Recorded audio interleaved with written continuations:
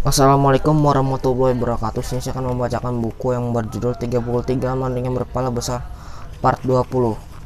Awali niat baik dengan bismillah.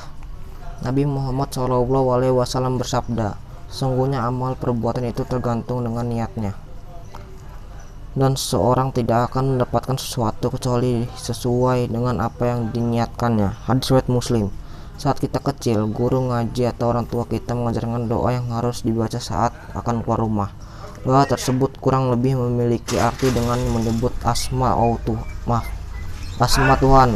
Aku bertawakal kepada Allah. Sekilas makna doa tersebut tidaklah istimewa, namun jika diperhatikan secara lebih jauh, di dalamnya terkandung makna yang sangat mendalam.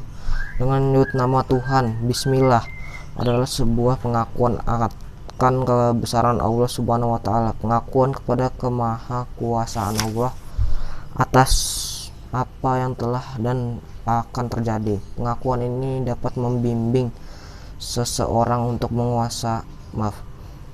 untuk berusaha selalu berada di jalannya, dan lebih dari itu akan membimbing kita untuk menyerahkan segala urusan atau apa yang akan terjadi dari setiap langkah dan amal perbuatan yang akan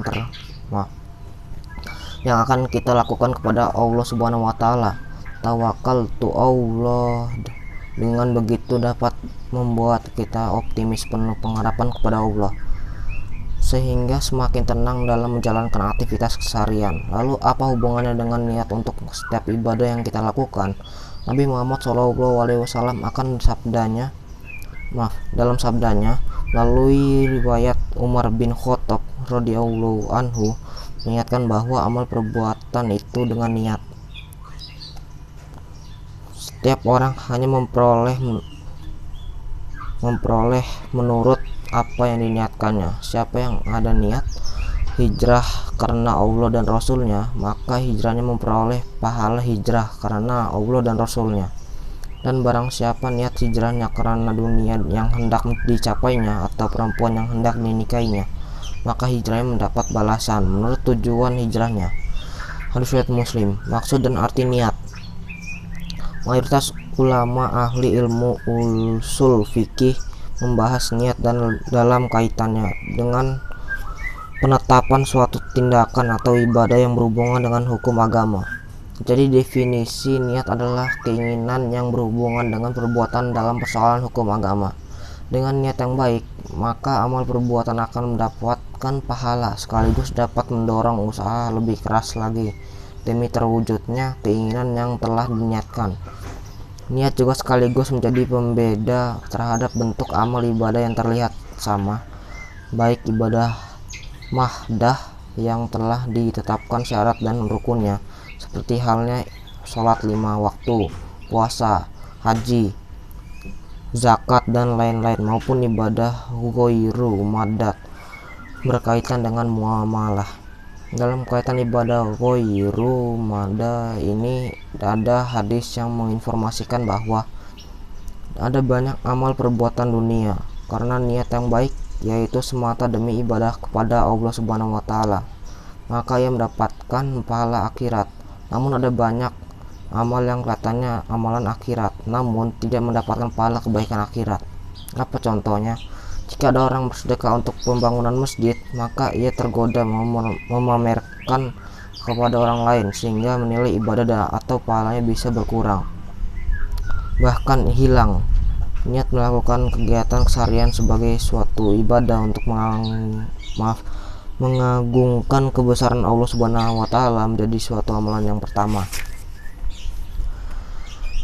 bisa dilakukan, sebab niat di dalam hukum syar'i memiliki hikmah yang sangat besar, yaitu sebagai pembeda antara perbuatan bernilai ibadah yang berpahala dan perbuatan yang akan sia-sia. Kita tidak akan rugi untuk kembali membiasakan menyiapkan setiap kegiatan yang kita lakukan sebagai ibadah kepada Allah Subhanahu wa taala. Bagaimana caranya? Ada banyak cara, namun yang mudah dan ringan adalah selalu berdoa dan mengingat Allah Subhanahu wa taala dengan menyebut namanya setiap kali mengawali suatu pekerjaan, yakni mengucapkan basmalah, bismillahirrahmanirrahim. dengan menyebut nama Allah yang Maha Pengasih lagi Maha Penyayang. Dengan mengucapkan lafaz basmalah ini, menurut ulama ahli tafsir Profesor Dr. Muhammad Quraisy Shibab, kita bukan sekadar mengharap berkah, tapi menghayati maknanya, sehingga dapat mendorong kita untuk berkarya secara positif. Sebab kata bi oleh para ulama diterjemahkan dengan yang dikaitkan dengan kata memulai, sehingga pengucap basmalah pada hakikatnya berkata dengan atau demi Allah saya memulai pekerjaan ini. Apabila kita memulai pekerjaan atas nama dan demi Allah, maka pekerjaan tersebut pasti tidak akan mengakibatkan kerugian pihak lain, karena dengan niat dan ucapan basmalah tersebut berarti kita telah membantingi diri dan pekerjaan kita dari godaan nafsu serta ambisi pribadi. Selain itu, kata bi di dalam lafaz basmalah juga dikaitkan dengan kekuasaan dan pertolongan, sehingga selayaknya si pengucap menyadari bahwa pekerjaan yang dilakukannya terlaksana atas kodrat kekuasaan Allah.